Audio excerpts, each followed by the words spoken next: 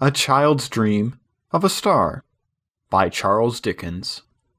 This is a recording by Audiobook. If you enjoy, please consider subscribing.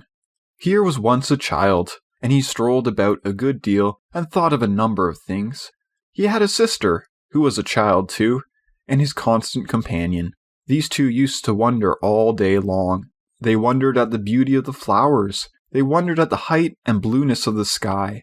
They wondered at the depth of the bright water. They wondered at the goodness and the power of God, who made the lovely world. They used to say to one another, sometimes, supposing all the children upon earth were to die, would the flowers and the water and the sky be sorry? They believed they would be sorry.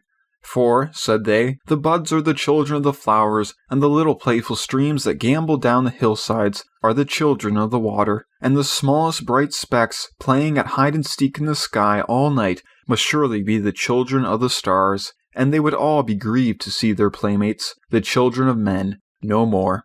There was one clear shining star that used to come out in the sky before the rest, near the church spire, above the graves. It was larger and more beautiful, they thought, than all the others, and every night they watched for it, standing hand in hand at a window. Whoever saw it first cried out, "I see the star!"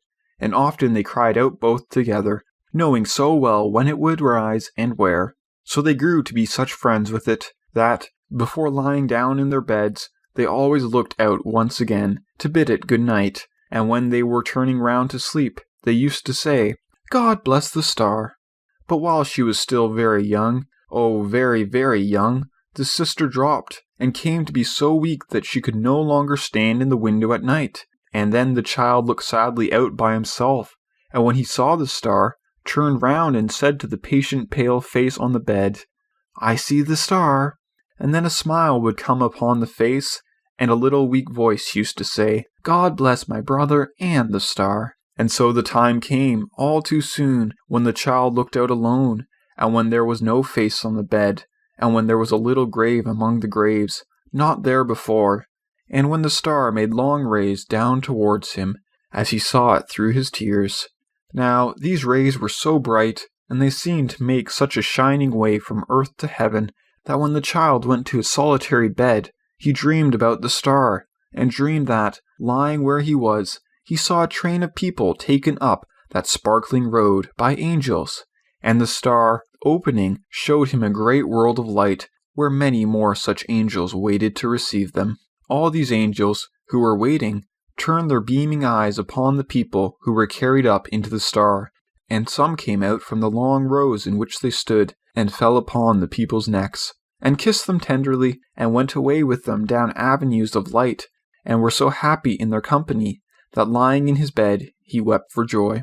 But there were many angels who did not go with them, and among them one he knew. The patient face that once had lain upon the bed was glorified and radiant, but his heart found out his sister among all the host. His sister's angel lingered near the entrance of the star, and said to the leader among those who had brought the people thither, "Is my brother come?" And he said, "No." She was turning hopefully away, when the child stretched out his arms and cried, "Oh, sister, I am here, take me." And then she turned her beaming eyes upon him, and it was night, and the star was shining into the room, making long rays down towards him, as he saw it through his tears. From that hour forth the child looked out upon the star as on the home he was to go to when his time should come, and he thought that he did not belong to the earth alone, but to the star too, because of his sister's angel, gone before. There was a baby born to be a brother to the child, and while he was so little that he never yet had spoken word, he stretched his tiny form out of his bed and died. Again the child dreamed of the open star, and of the company of angels, and the train of people, and the rows of angels, with their beaming eyes, all turned upon those people's faces. Said his sister's angel to the leader, "Is my brother come?" And he said, "Not that one, but another." As the child beheld his brother's angel in her arms, he cried, "Oh, sister, I am here, take me." And she turned and smiled upon him, and the star was shining. He grew to be a young man, and was busy at his books, when an old servant came to him and said, "Thy mother is no more. I bring her blessing on her darling son."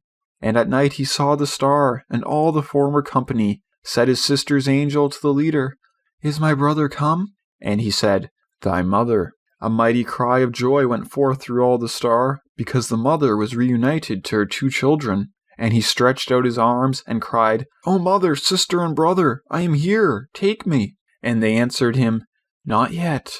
And the star was shining. He grew to be a man, whose hair was turning gray, and he was sitting in his chair by the fireside, heavy with grief, and his face bedewed with tears, when the star opened once again. Said his sister's angel to the leader, "Is my brother come?" And he said, "Nay, but his maiden daughter." And the man who had been the child saw his daughter, newly lost to him, a celestial creature among those 3, and he said, "My daughter's head is on my sister's bosom, and her arm is round my mother's neck, and at her feet there is the baby of old time, and I can bear the parting from her, God be praised." And the star was shining. Thus the child came to be an old man, and his once smooth face was wrinkled, and his steps were slow and feeble, and his back was bent. And one night, as he lay upon his bed, his children standing round, he cried, as he cried so long ago, "I see the star." They whispered one another, "He is dying." And he said, "I am. My age is falling from me like a garment, and I move towards the star as a child. And oh, my Father, now I thank thee that it has so often opened to receive those dear ones who await me." And the star was shining, and it shines upon his grave. The End.